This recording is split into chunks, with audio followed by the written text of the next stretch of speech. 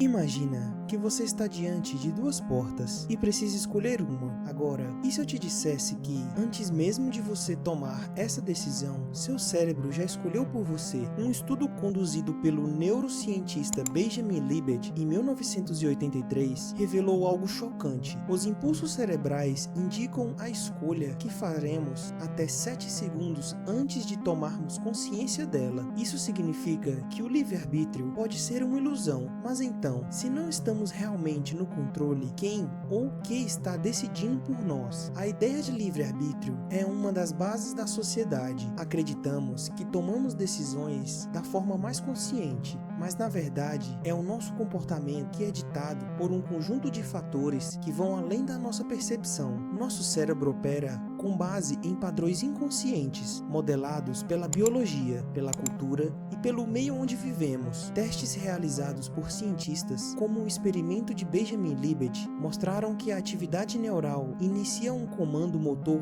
antes mesmo de uma pessoa se sentir decidindo algo. Estudos mais recentes, como os conduzidos por John Dillon em 2008, confirmaram que essa predição cerebral pode ocorrer até 10 segundos antes da decisão consciente. Ou seja, o que chamamos de decisão consciente pode ser apenas um efeito colateral do processamento cerebral. Mas então, o que sobra da nossa autonomia? Pense nas suas próprias escolhas. Desde o que você veste até as decisões mais importantes da sua vida, todas foram influenciadas por um contexto que você não controla. A linguagem que você fala foi decidida antes de você nascer. Os valores que carrega vieram de uma cultura ao seu redor. Até mesmo suas preferências podem ter sido moldadas por experiências que você nunca questionou. No fim, você pode estar apenas reagindo a estímulos em vez de realmente escolher. Isso significa que somos apenas máquinas biológicas programadas para seguir um roteiro, ou existe uma forma de escapar desse ciclo? A boa notícia é que entender essa ilusão pode ser a chave para escapar dela. Quando você percebe que suas escolhas são moldadas por padrões inconscientes, você ganha poder sobre elas. É possível reprogramar seus processos mentais e aumentar sua consciência sobre as decisões que toma. Muitos pensadores e práticas filosóficas, como Mindfulness, trabalham exatamente nesse ponto: expandir sua percepção para que você se torne o verdadeiro dono das suas próprias escolhas. Filósofos como Sam Harris argumentam que o livre-arbítrio é uma ilusão total. Ele afirma que nossas decisões são um resultado inevitável de processos neurológicos e influências externas que não controlamos. Pense nisso: se você pudesse rebobinar o tempo de volta a um momento específico, você tomaria exatamente a mesma decisão, porque todos os fatores que levaram a ela continuaram os mesmos, ou seja,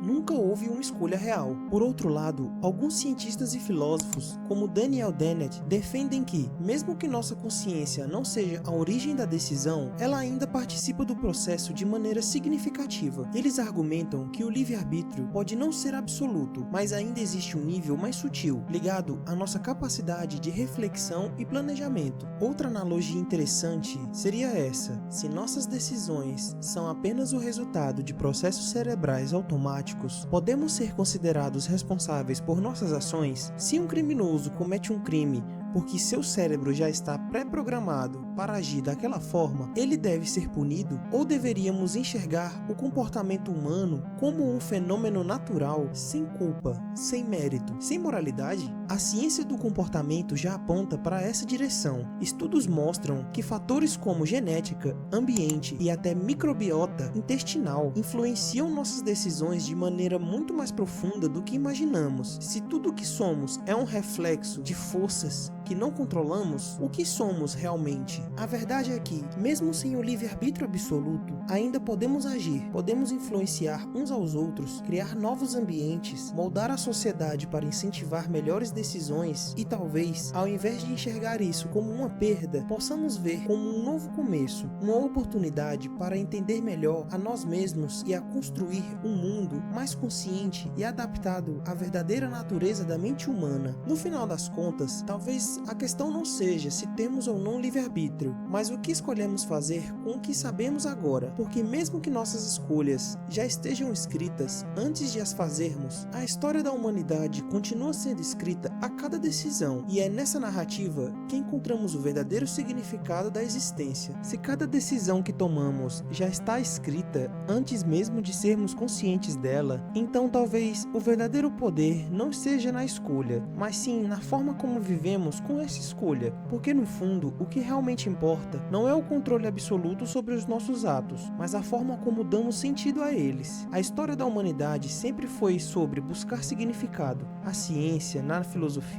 na espiritualidade, e agora, ao encarar essa possibilidade de que o livre-arbítrio pode ser apenas uma ilusão, nos deparamos com a mesma pergunta de sempre: o que faremos com o que sabemos agora? Talvez o segredo não seja lutar contra essa realidade, mas sim abraçá-la. Se somos o resultado de influências que nos moldam, podemos nos tornar mais conscientes dessas forças e usá-las a nosso favor. Podemos criar ambientes que incentivam boas decisões para nos cercar de estímulos que nos levam para caminhos melhores, porque no fim, mesmo que a nossa história já esteja escrita em algum nível, somos nós que escolhemos como interpretá-la, e enquanto tivermos a ilusão da escolha, ela será real e suficiente para definir quem somos.